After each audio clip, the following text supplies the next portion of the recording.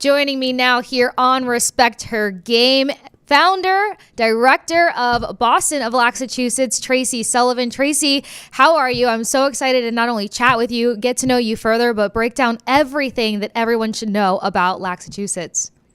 Awesome. I'm doing great. Thank you so much for having me today. Oh, yes, I'm very excited. Of course, the first question always has to be when you're talking about sports, when you're talking about something that has just pulled you all the way in, taken your time, your passion, your skill set, how did you get into lacrosse? Oh, I was so blessed to have the most amazing high school coach, Linda Haytayan, from Nashua, New Hampshire. And I started lacrosse in ninth grade. So it was not like it is today, for sure. She brought the sport to Nashua. We had an unbelievable athletics program, and she made me fall in love with it. And not only that, she brought me to these crazy events that we never even knew existed.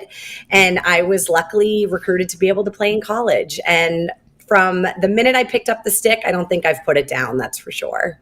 Yeah, I would say that's almost obvious because typically to even start lacrosse in ninth grade and then to get an opportunity to play in college, and then of course we're going to go through your career here on Respect Her Game, but it just means that that game entirely pulled you in and got you excited and passionate about it. But you mentioned it, you got a chance to play in college. What was it like to go from being a college athlete to, an assistant coaching role, and then we'll move forward from there?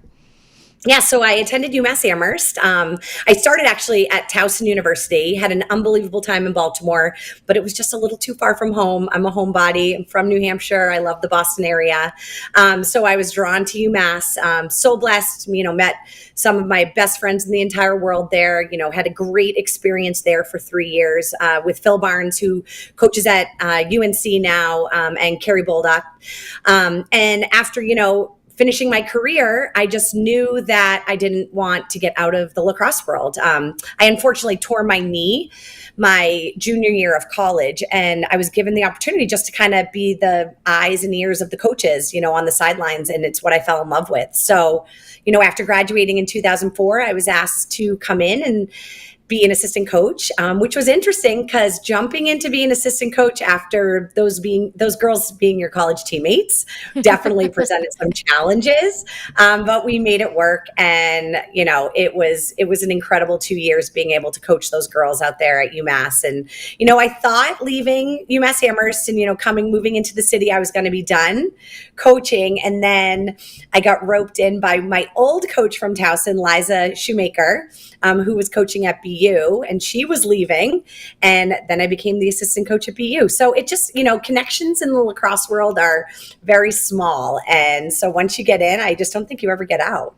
Yeah, I'm sure that they want to keep you as involved as possible. But you mentioned it, what's that dynamic like going from playing alongside of some of these women to now having that angle, that analysis, that coaching perspective? Because we have Gigi Marvin here at Nesson, and she's talked about the transition for her for hockey, and she's like, I still talk to them they're their nicknames. I still have that fun, camaraderie with them, but then I have to wear a different hat. Yeah, I think what was great is, I was sort of the mediator between the head coach and the players. They looked at me, they knew I was their captain for 2 years. So they looked at me in that leadership position anyways. But, of course, it was hard when I had to say, get on the line, or we're doing a run test, or, you're not starting today. But it really taught me how to have those difficult conversations with people that, I have such close friendships with. And I think ultimately, they understood the line that we had to draw between coach and player. But I do think it was able to give us that special relationship, on the field, where I knew what they were thinking and I knew the best way to get to them to pull, their best play out of them. Yeah, that's an excellent point. And especially being able to be in that captain position, you do have to learn how to weather different personalities and kind of how to curtail your delivery and your message. But I mentioned it beforehand, collegiate player, then you end up assistant coaching, then you get into recruiting, and then you're this revolutionary builder and now founder of Laxachusetts. So how did this even come about to start building out this program? So I started the girls side of Laxachusetts. Yes. Sean Morris, Dave Evans, and Dan Chenard are the founders of the boys side of Laxachusetts. And I was lucky enough to go to college with Sean Morris. He also went to UMass Amherst. So Dan Chenard's daughter was coming of age to be picking up a stick and playing the sport, and he wanted to start a girls side. And they reached out to the most amazing Acacia Walker Weinstein at Boston College, who then reached out to me, and we all kind of came full circle, and we said, let's do this. So, we started Laxachusetts, the girls side, around 2011. We started doing clinics, started, all the way in 2012, and we've just never looked back. Acacia was absolutely instrumental in helping us start Laxachusetts, and, she became the end all be all now at BC, one of my most inspirational mentors. We're so happy for her, but she still comes back. She coaches. Her daughter Wesley plays for us. So, over the past 10 years, it's just been absolutely incredible to see how much this has grown. Oh my gosh. And that's the next thing. Like, it's one of the most rapid growing sports for girls in this area, which is amazing because it makes it all even more worthwhile. But can you just talk about what's encouraging such interest and such growth for lacrosse and for girls in the Massachusetts area? Yeah, I think lacrosse has it all. You're playing with a stick. It's so fast, right? There's lots of different goals that are being scored. At the younger levels, it's all about just having fun, but it's making sure that they understand, you have to catch, you have to be able to throw, and you have to be able to scoop a ground ball. And if you get those three fundamentals, it's going to be so much more fun as you get older. So I just think, the pace of the game, it's a little faster than soccer and field hockey because there are more goals that are scored, but such similar aspects to defense and offense is basketball. So it's really a blend of the fall and winter sports that all of our girls love, but it's in the spring, so it's great. So we can pick up those multi-sport soccer and basketball players, hockey players that understand the physicality that lacrosse takes, and they just step on the field and they usually rock it. Some of my absolute best lacrosse players have been high caliber Division I basketball players. It's crazy. They can just pick up that stick and it transcends so easily onto the lacrosse field. Yeah, sticking with that for a minute, because I love the versatility that is involved with lacrosse. I grew up with guys that played lacrosse as well as hockey back in Florida. And then Annabelle and I have had such colorful conversations just to the fact that you don't realize the physicality that goes into lacrosse. Mm-hmm. You kind of almost minimize the amount of contact that goes into that game. So can you just kind of emphasize and highlight what really all entails and goes into lacrosse?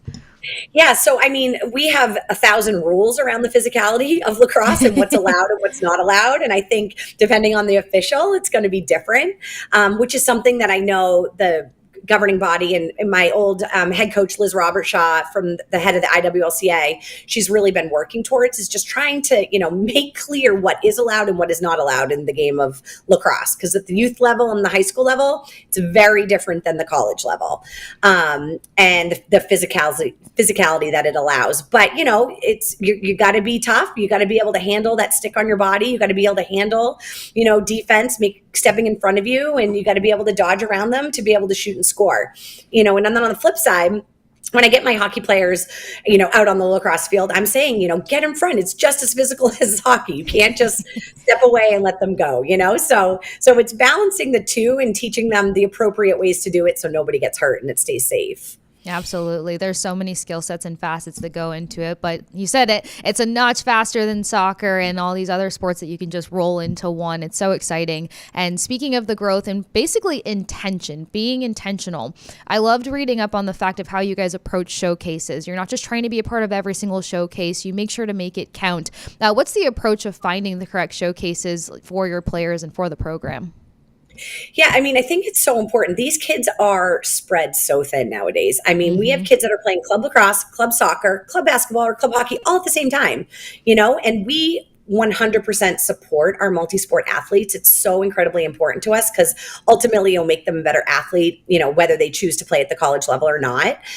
But when we choose to have what they want to do in the summertime, it's so important that it's the right showcase and it's not wasting the parents' time or the parents' money. Because, I'm a mom of 4 kids and my kids are getting to that age where we're going to be going to different tournaments and showcases. And I want to make sure that it's worth our time. So, whether it's for the high school age, it's making sure the right colleges are going to be there, that it's filmed, that it's in a location where coaches can get to. And, we're talking to our network to make sure that they're going, whether it's at the youth and the middle school level, it's making sure it's appropriate competition. So, we're blessed in Massachusetts that, we have awesome club programs that we can compete against, but, our top teams sometimes will need a little bit more. So we need to travel to that mid-Atlantic, the Long Island, the upstate New York. We need to get that next level of play. Whereas, for some of our younger teams, they're perfectly fine staying in Massachusetts, competing against all of the other clubs, because at that level, they're all the same, right? And we just want them to get good games, and we want them to be able to play 3 games and then possibly get to the communion at 4:00, So Yeah. it's important that they're able to do it all, or else they won't choose to play lacrosse. And that's important to us. Yeah, it feels like you create such a safe space so that they can develop and decide in their own accord, but also back to the intention. So I've seen the parents have to do the divide and conquer when you have 1, 2, 3, 4 kids getting it down. Something else that I love, though, that completely jumped off the page to me, it's basically stood out as protecting your younger players. Now, you don't have middle schoolers involved, and for one, coaches aren't looking at them, but for two, development is still very much at large for them. So where did this concept come in to make sure that you do protect younger players? And I think it's important too, because it protects their mental as they find their love, their individual love for a game. Yeah, and I think that's the most important thing, right? Is at Laxachusetts, whenever we hire new coaches or we're training our younger coaches, it's like, guys, lacrosse is supposed to be fun. Let's start with that, right? Like, we need to teach these kids the fundamentals. So when they do get to high school or when they do go to college, they know those basics, because that's our job, right? That's our job, is making them love this sport. So at the youth level and at the middle school level, that's what we tell them all the time. Like, this game on Saturday at 4 is not the end all be all. We don't even know what the score is, but did we do our settled attack correctly? Are we riding correctly? Are we able to clear the ball? Is my goalie making saves? How is defense playing? Those are the things that we're looking at to get better every single day, and then the summer tournament, sure, we are all in. We want to win. I get that. That's why we're there, but the development is absolutely important, the most important, and our fundamentals are key, and in the wintertime, we offer so many different skill sessions all over Massachusetts, North Shore, South Shore, West Central Mass, just really harping on those fundamentals and saying, hey, we know you're playing hockey Monday, Wednesday, but get to a skill session on Tuesday or Thursday. You got to get at least to once a week, but we give those parents that flexibility so they can do everything and continue to focus on their development.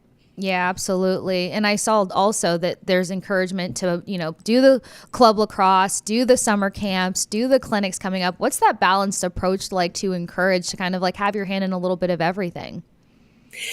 Yeah, it's crazy, but it's good, we're coaching, the futures, the little kids, and then running a little summer camp. And then we're at, the most competitive lacrosse tournament in the country with every single Division I coach on the sideline, so that's what makes it so fun, right? Like, we started off coaching those little babies, and now those little babies are playing at the college level. You know what I mean? So that's why we do what we do. And, we don't miss a game on Saturday, or I record it, all the BC games to make sure I get to watch how my girls are doing. And I've had them since they were 6. It's amazing. So it's so cool to see them grow. Yeah, that has to be so encouraging. And plus, it's just, we already see kids growing at such a rapid rate, but to find something that they love and to continue to grow in that's got to be like an extra, I would say, I don't want to say chip on the shoulder, but icing on top of all of it. No, absolutely. And, some of the girls at BC, Emily English and Brooke McCloy and Elizabeth Kirk, they were with me when I had my first baby, and now they're coming back and coaching like my daughter Taylor. And it's so full circle. It's so gratifying. I'm so blessed, like being able to do something that I love, running Laxachusetts with my best friends, the people that I love to be with anyways. And then my kids being involved and just, spreading the love of this game to, Massachusetts and the girls from New Hampshire that, where I grew up. Like, I'm just so fortunate and so grateful. Yeah, and you said it, like lacrosse is a little family, but now it is growing and expanding. What's kind of been a surprising moment for you? Because again, just considering the succession rate, considering the love and how you're expanding that love across the New England area, is there any moment through this process that's really just kind of surprised you or kind of been you're like, wow, we're really doing this? Yeah. I think it was, a couple years ago, we had one of our tryouts, and it was the largest tryout that we ever had, and when we practiced down at Union Point in Weymouth, Mass, that's kind of our primary location, even though we're everywhere.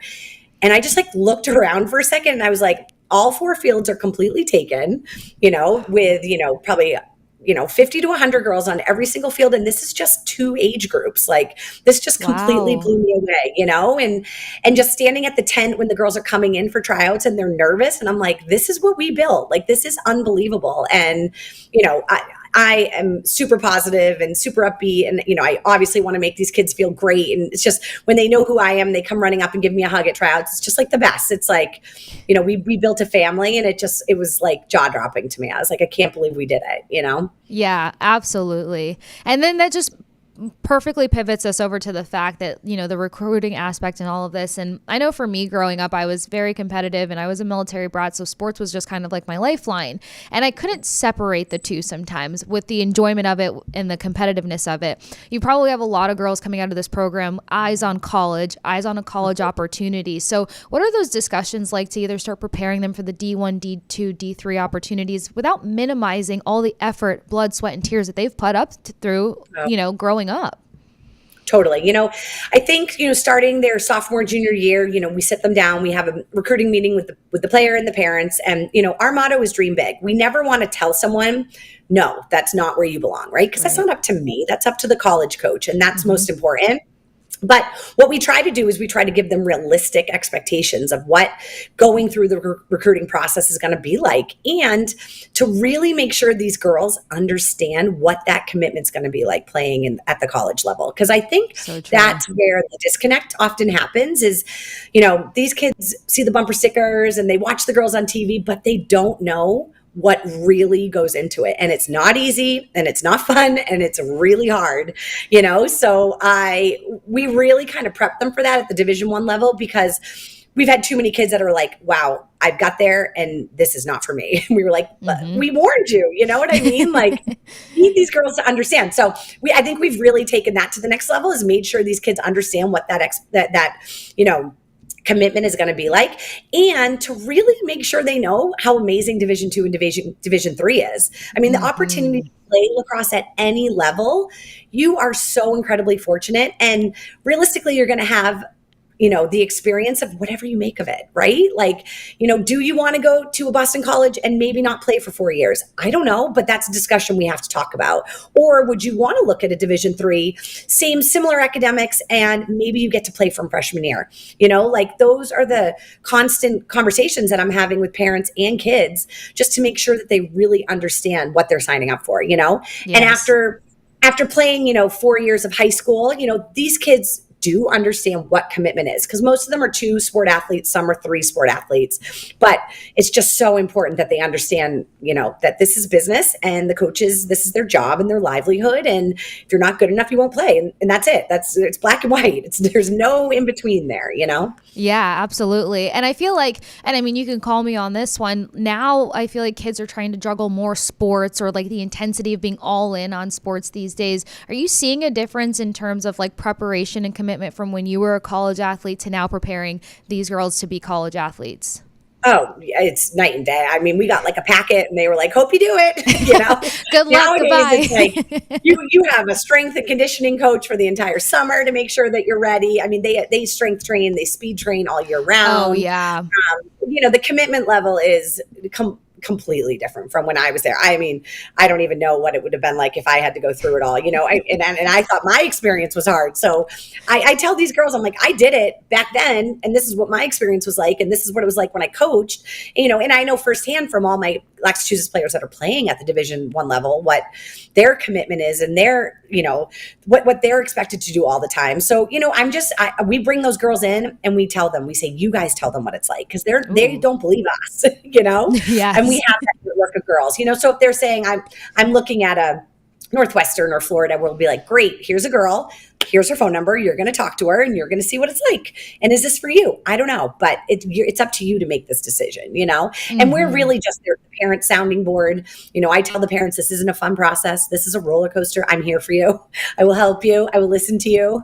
And the girls too, because it's difficult. It's hard. It's very emotionally challenging for sure. Oh my gosh. I love that you connect them to at least get that personal perspective of what you're getting into. Cause I mean, we visited a number of colleges for soccer. I let my best friend go to the program first, and then I went to go like Perfect. fulfill my scholarship Perfect. after. And even at that point, I was like, these kids work out. Like my workout was just doing my craft, was running for soccer, making sure my lungs didn't give out, and then like ball technique. I was not lifting weights in high school. Right. That's what I mean. Neither was I. It's crazy. Yeah, Now I these give them girls so like many work out kudos. in season, off season. I'm like, I am so impressed. I don't know how they have Yes. time for it, honestly, and then come home and do 3 hours of homework because they're an A+ student taking all APs. I'm like, you guys are The amazing. focus is You a know, whole nother level. I give them so it much is. credit. And there's no off season anymore. That's the biggest No thing. off season. And we do try to give them an off season. August is our shutdown. We say, go to the beach, have some fun with your family, do something.